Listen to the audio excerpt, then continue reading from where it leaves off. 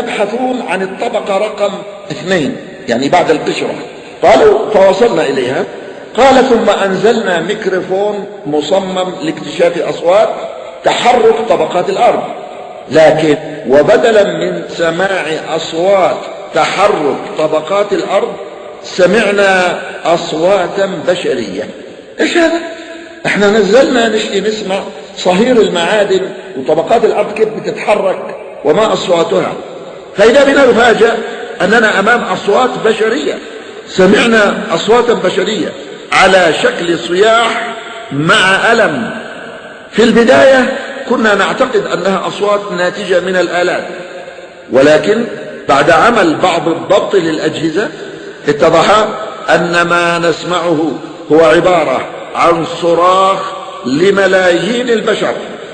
البعض ممن استمع لهذا الشريط يقول بأن الأصوات الموجودة في الشريط هي أصوات أزيز وصفير الحرارة العالية للصخور وغيرها في باطن الأرض. هل هي كذلك؟ يقول احنا بنقول هذه أصوات بشرية تصرخ من الآلام، لكن بعض الناس الذين سمعوا معنا الشريط قالوا هذه أصوات أزيز وصفير الحرارة العالية للصخور وغيرها في باطن الأرض. هل هي كذلك؟ استمع للشريط واحكم بنفسك.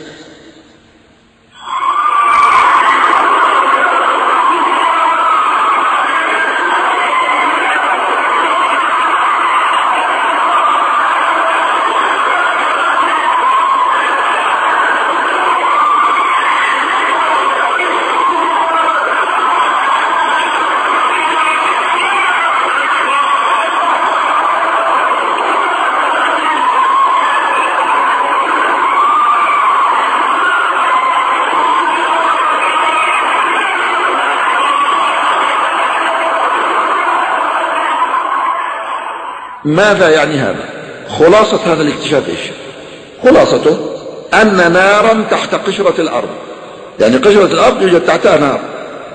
النار تخرج بعض الأحيان في القارات في صورة براكين، حيث تجد بعض في القشرة الأرضية فتخرج في صورة بركان، ونحن نرى نيران تخرج من البراكين تسيل وصخور منصهرة تسيل في شكل نيران.